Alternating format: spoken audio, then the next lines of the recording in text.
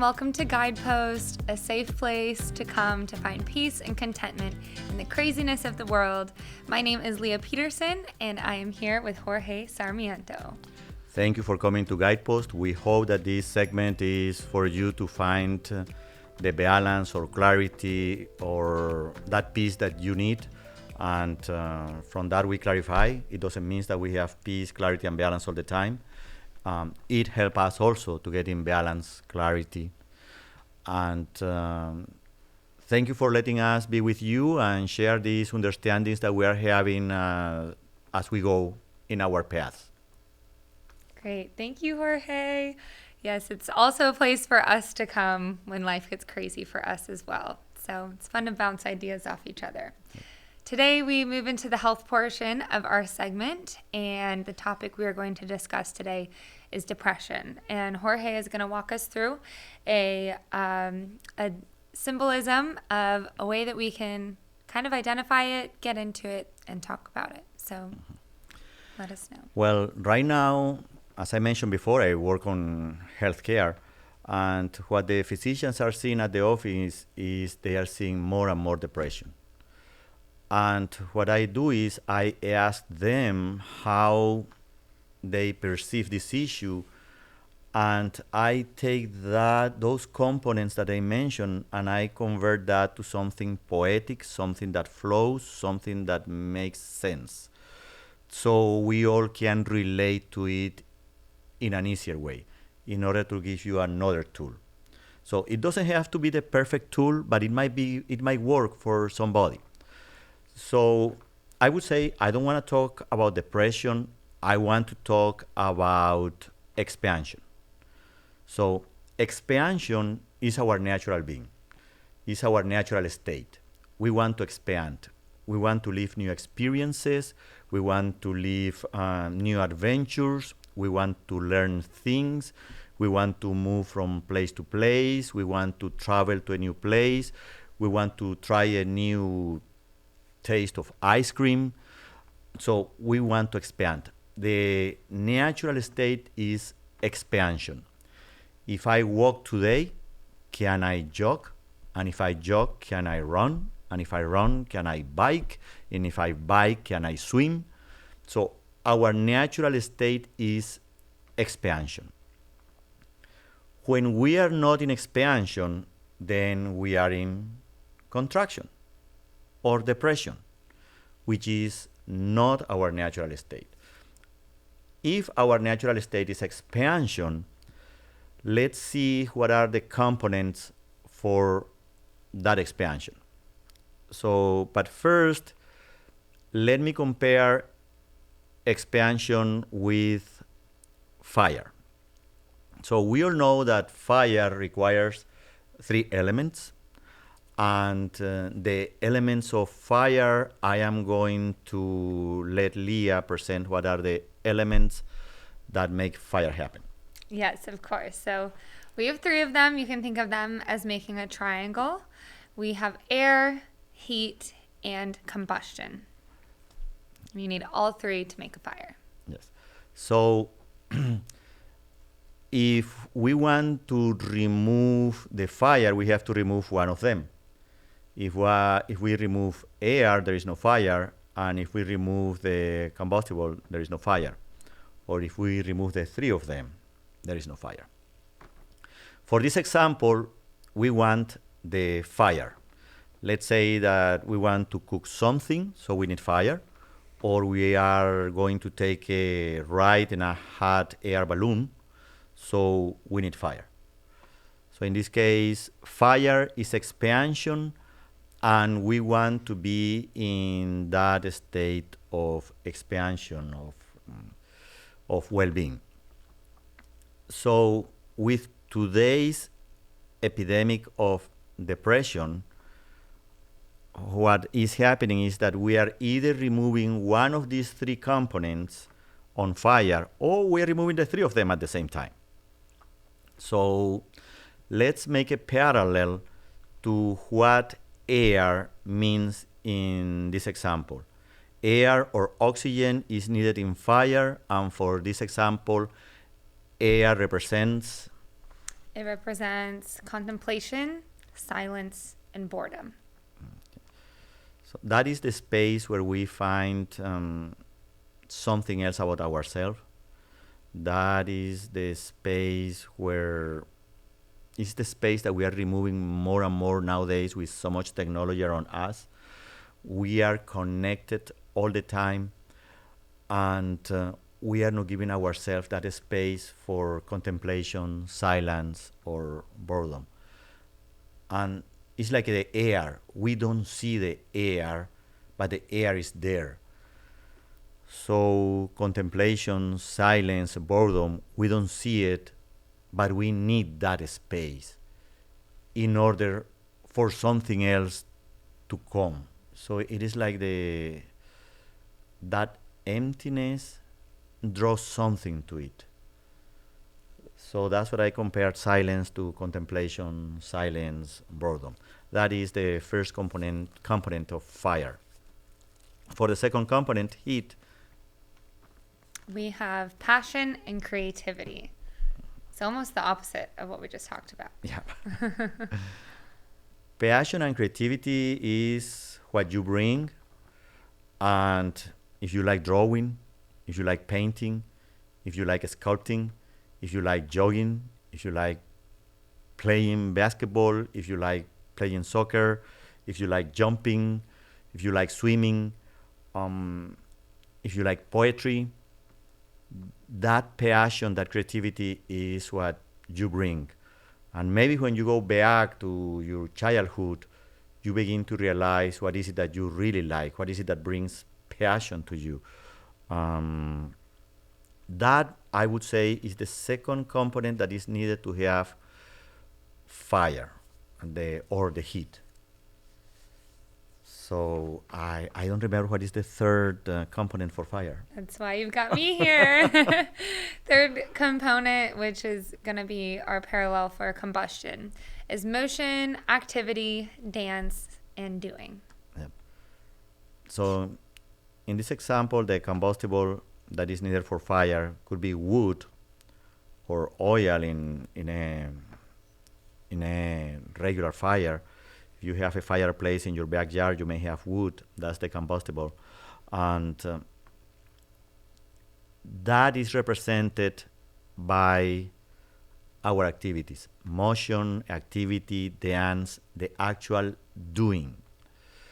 When we have an idea of a painting and we don't get on our bicycle and we don't ride that bicycle to the store to buy the paint, to buy the, how do you call it? Canvas. The canvas, Mm-hmm. and to buy the different paintings. If we don't make that effort, that physical effort of actually doing something, nothing is going to happen. Mm-hmm. So sometimes it's not a creative thing, but in that riding your bicycle to the store to get the supplies that you need, there is something else that is added to your whole process of expansion. So let's say that I know that I want to paint. And I say, okay, I am going to paint something that is close to my house, and there is this arc, and I want to paint this arc. And now I am riding my bicycle to get the painting and the canvas. While I am riding the bicycle, I see a beautiful bougainvillea plant next to another door. And later on, I see a butterfly that passes on my path. So now when I get back to paint the arc that I wanted to paint, now I am going to add the butterfly and I am going to add the bougainvillea flowers. Mm-hmm. So the actual doing is such a key, the actual going and getting into the activity. Sanding the wood is such a relaxing thing. Mm-hmm. Just to sand wood, you are making a table, you are doing a table for your kids. Just get there and buy the wood and sand it. It's such a relaxing activity. So, and I learned this with years. I was fighting this when I was younger. But there is so much beauty in the doing of the activity. Mm-hmm. It adds something else to that expansion. Mm-hmm. So the expansion needs that space of contemplation. What is it that I want to create? Then adds that creativity. Okay, I want to do a beautiful desk, a different desk. And then you have to go to the store and get the wood, and you have to cut the wood, and you have to sand the wood, and all of them get together and they begin to grow into something else. Maybe you don't get the desk that you wanted, Mm-hmm. but you learn something else. Right. So the process of expansion is something that we have to, I wouldn't say we have to fit, I would say it is our natural state. We want to contemplate, we want to use our imagination, our creativity, and we have the means, we have arms and legs to be doing that motion that is needed to be on that expansion process. What is happening nowadays is that those spaces are being removed either by electronics, by media, by all of these new little screens that we have everywhere.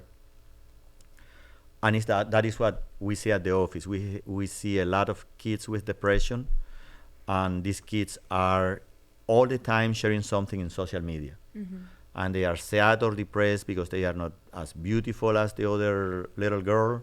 They are not as fast as the other boy. They don't have the fancy car that the other kid has. So these social media, all of these technologies, they do have a value. They do have a point to exist. But we are taking them farther. We are taking them everywhere, and there is no balance there. I sense that we have to get a little space from them. And I don't know what is your feeling, if you have something Yeah, else to say. definitely. There are numerous studies right now that show the dawn of social media and depression go hand in hand. As soon as social media came out, depression started to go up. And some theories behind that are before social media, we just knew our little towns, our little communities, and we kind of based like, oh, well, what do I have compared to them, or something like that. And it was very small. Most people had a lot of things in common. Well, now with social media, anyone can look at a celebrity's social media, those, the 0.03% of the world, see what they have, and now they're starting to compare themselves to celebrities more than their local communities and things like that. So that alone, I think, can very much skew how any child perceives themselves in this big old grand world, because they're just exposed to so many things so quickly. But more than that, I think that social media really, you can be connected to everything at once and nothing at once in the same time. You can be sitting in your room surrounded by no one, but feel like you're falsely connected to all these other people on social media. So I think it's so important that we keep that spark of creativity, that we even have these moments of boredom and complacency to then create ideas of art and then go out and do those things and have the action to those things. That it all goes together. It happens to me recently, because I always had this idea about this desk that I wanted to create, and I did a first prototype, and it works, and it is still there. It is for my kid. So one of my kids have one of those desks, and then of course the idea grew, the idea evolved, and I could do it better, simpler, nicer. And I began to watch too many drawings on the internet. Mm-hmm. So now the initial design that I had, that was about simplicity, about just making it work with the less that it can be done just for the sake of that. then it was never built because I began to see different materials. And I was like, oh, I can also involve metal. And I can involve this component here, and I can involve this thing here.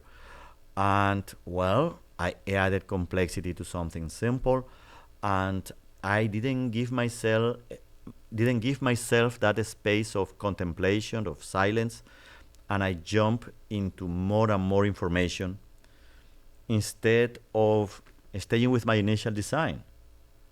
So I didn't stay with my initial design. I just began to add things in my drawing, in my sketches, and never got done. It just got too complex. So I did remove that space of contemplation, silence, and I added more data. And data doesn't have to be good all the time.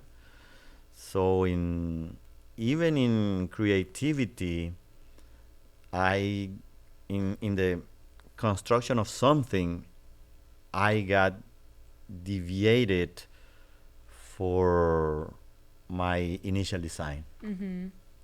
Right. There's limitless options, right? Yeah. And we can kind of go down a rabbit hole, like you said, Yeah. on YouTube or the internet. There's just a vast wealth of options, of materials, of directions we could be going. And that very well could be related to why many people feel depressed. They're just overwhelmed by the sheer amount of possibilities that they could have in their life. And there is so much information now that there is inaction. There is so much information that we go into inaction because we don't know what way to go. There are so many things to do. So many, yeah. So do I go here? Do I use this material? Do this other thing? And we end up doing nothing. Exactly. And best advice I could give is just try something. And failure isn't failure. It's a learning opportunity. And you will be further than you were if you never tried anything at all. I think that one thing that I learned from this triangle, because, well, I am older, so I take my time for contemplation, for silence. So that part I can handle it. And I have the passion and the creativity to do something. But now what I learned was the importance of that motion, that activity, that actual doing. It doesn't have to be perfect. It doesn't have to be productive.